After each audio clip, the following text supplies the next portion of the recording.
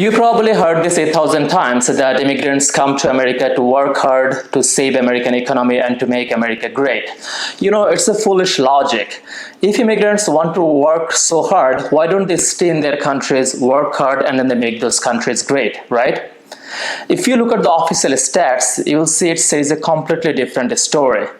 You will see that immigrants come to America to work hard is not only a foolish logic, it is actually a blatant lie. So let's look at the official stats. Each year, about 1 million immigrants receive US green card or permanent residency.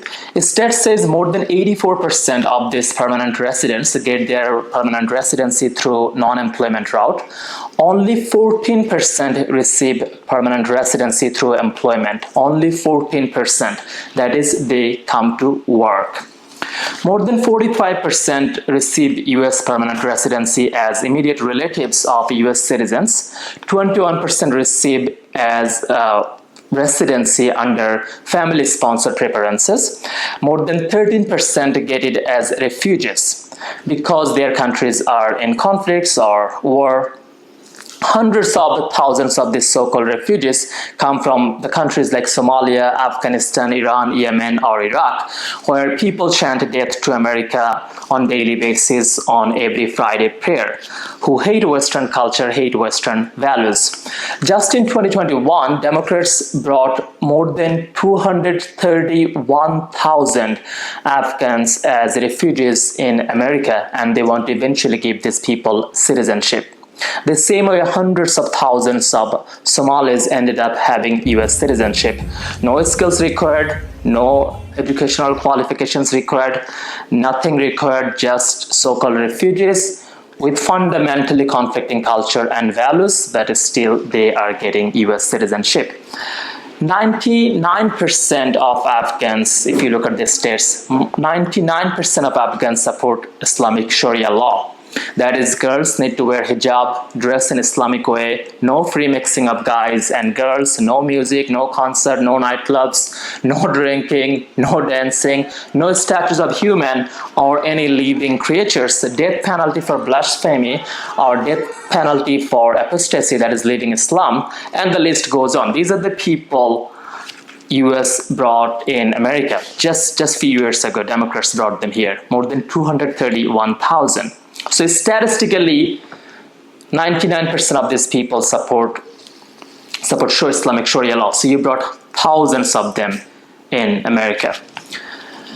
Now, and by the way, they are at this kind of war or conflicts not because like some other countries invaded them, or there is not because of some natural disasters. It's because there's like two different Muslim groups, they're fighting with each other, and they want to implement better and better Islamic law. That is just to implement more and more Islam. That's it. 4% of these green cards or the permanent residencies are given under diversity visa, diversity category, just to make it more diverse, that is less white. It is a lottery-based immigration, and I'm telling you, it is again no qualification. It's like very minimum qualification, but it's, you know, it's a lottery-based immigration. And the future citizens of one of the most advanced nations on earth, the future citizens who will decide the course of this a great nation, a great country, they are chosen based on lottery. Diversity visa, 4% of these immigrants come under that. And once an immigrant becomes US citizen, there is no limitation of how many green card or permanent residency that person can sponsor. So it's like unlimited, it is unlimited. And that opens the floodgate of chain immigration. So where these immigrants are coming from? Before Immigration and Naturalization Act of 1965, US immigrants were mainly from Europe. In 1965, America had about 85% white population, 11% black, 4% Hispanic, and about 1% Asian. Today, the American white percentage has dropped to about 57%. In 1960, 84% of US immigrants were born in Europe or Canada, that is rich, developed, white-dominated countries with almost same culture and values compared to US. Guess what the number now? In 2017, European and Canadian immigrants totaled only about 13%. That is the rest, about 87% are from the rest of the world. Had this Immigration and Naturalization Act of 1965 not been passed, America would have still been about 75% white. When the US Congress passed the 1965 US Immigration and Naturalization Act, and then the president at the time signed it, the obvious concerns were raised at the time as well. For example, that Senator Edward Kennedy, he said, the bill will not flood our cities with immigrants. And also it was like this, that it will not upset the ethnic mix of our society, it will not relax the standards of admission, it will not cause American workers to lose their jobs. 60 years later, it is the most heated topic in America. Politicians and Americans are divided in two groups on this. It shows how time changes and how wrong policymakers can be. So what changed during this time? Mainly two things changed. One is the aviation revolution, and then the internet revolution. So aviation revolution is flights got cheaper and it now has access everywhere in the world. So people from all over the world, they can travel to America or any other Western countries within hours. And then you have the internet revolution, which now you can constantly update about your life in these countries. And also, as soon as many immigrants, this is my experience, as soon as many immigrants come to these Western countries, America, UK, Germany, they also let the other people know what loopholes to use, how to do that. So this actually accelerated the whole immigration process from third world countries to Western countries. Now the question comes, was America great before 1965? So to answer that question, by 1945, America ended two world wars. America developed first polio vaccines in the early 1950s. Before this vaccine, millions of people have died all over the world because of polio virus. So it saved millions of lives. And by 1969, America landed on moon. Of course, it took years of preparation and trial and error. So now if you count these are the symbols of greatness, then yes, America was great before 1965. But if you think there was not enough chicken tikka masala or there is not enough street tacos, then no, America was not great before 1965. If you look at birthright citizenship, it's clearly not the right way, or I would say foolish way of giving citizenship of one of the world's most advanced nations, especially in modern days when people can travel to your country so easily. I saw pregnant ladies or students come to America from 8,000 miles away. In normal time, they would not even travel 80 miles, but it makes sense to come to America when they're pregnant, because it makes sense as soon as they give birth to their baby, they'll become US citizen. It's all well-known fact. I saw how couples try to give birth of babies as soon as they are in America, because it's the easiest way to get the prestigious US citizenship, a way to secure a bright future for them and also their kids. Not to mention, US government would pay the welfare for these kids for a certain age, so there is no limit to have how many kids they want. This is definitely a huge loophole, and it has been exploited, severely exploited. And hard to believe that one of the world's most advanced countries, has this kind of loophole in their immigration system. And by the way, many of these immigrants have extreme hatred for America and Americans, so they must enjoy the exploitation of American welfare. Many anti-Americans, anti-Western people and jihadists were born or grew up in America through this way. For example, Yemeni American Islamic preacher, Al-Qaeda top terror jihadist Anwar al-Awlaki, he was born in America when his father came to pursue his higher study. And Awlaki became, extremely hateful to America, and he became an Al-Qaeda top terror leader. And he was eventually actually killed by America in a drone strike. And then this welfare actually encourages people to have more babies, because after all, US government will take care of it, so why not have more and more babies? Like, for example, pro-Jihad, pro-Hamas, which is a designated terrorist organization, this anti-American Congresswoman Rashida Tlaib has 13 siblings. 13 siblings. Her family came to America as immigrants from Palestine. Her dad, with only 4th grade education, worked on an assembly line.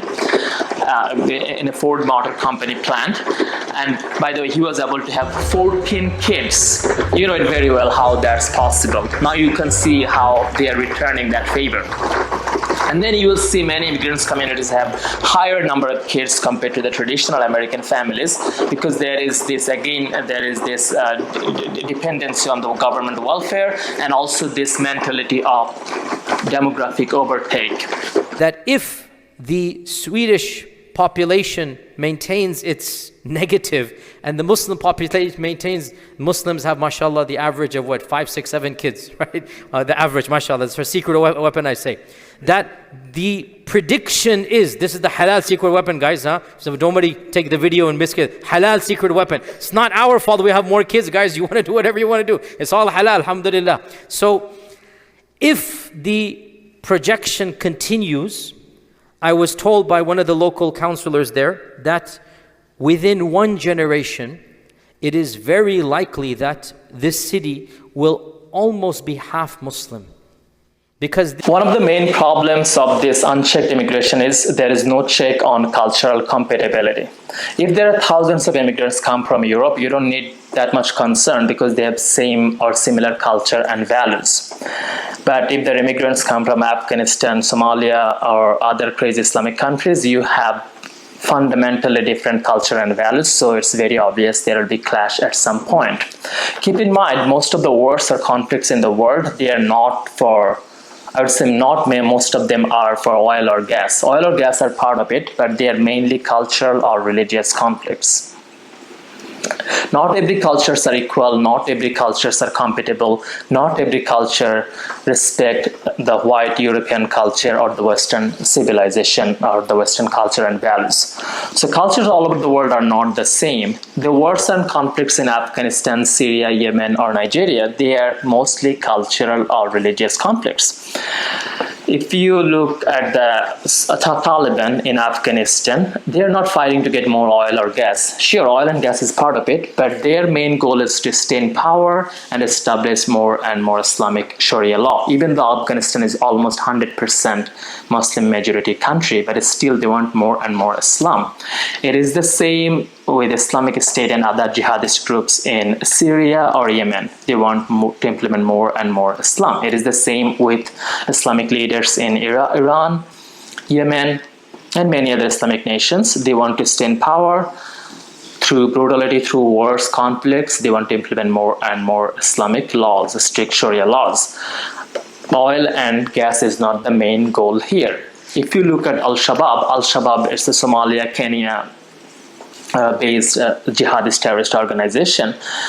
They want to implement more strict Islamic law in Somalia. Even though Somalia is already 99.9% Muslim majority country, but still they want more and more Islam. So there's the root cause in those conflicts. If you know about Boko Haram, it is one of the world's most deadliest jihadist terrorist organization. It killed thousands of Nigerian Christians in Nigeria and also other neighboring countries. And if you know the meaning of Boko Haram, the name literally means that the Western education or the Westernization is forbidden. So they're fighting against Western values in Nigeria. Now you see, these are not always conflicts for oil or gas. These are the conflicts, the ideological or value-based conflict. So what happens when you bring unchecked immigrants from these countries? They are not putting their ideology there because people don't carry their ideology in a bag or in a book. They carry in their brain, in their head. So they bring that same ideology here. So that is the same thing is happening or will happen in these Western nations, which should be quite obvious by the way you see this pro-jihad protest in American streets or college campuses, which should be quite obvious by now. See, I'm not against immigration. I myself is an immigrant, and I'm very thankful, very grateful to America and Americans for that. Immigration is a natural process. People always want to move to a better place, to have a better life. It's natural, but it needs to be very controlled, and you only allow the people who you need or your country needs, not the people who want to come to your country. But as you can see, if you look at the modern immigration process in America and other Western countries, you will see this under the hood of this so-called refugees, asylum, humanitarian basis, diversity, multiculturalism, economic prosperity, and so on. The list goes on. This common sense is not common anymore. And this whole immigration is motivated by vote bank politics, because in democracy, whoever gets more votes, they are the winner. So they know these immigrants actually are vote banks for certain political parties, especially so-called liberal political parties. Put personal interest aside, whether you like America or not, if we look objectively, we see America and many other Western countries' immigration system are severely flawed with major loopholes.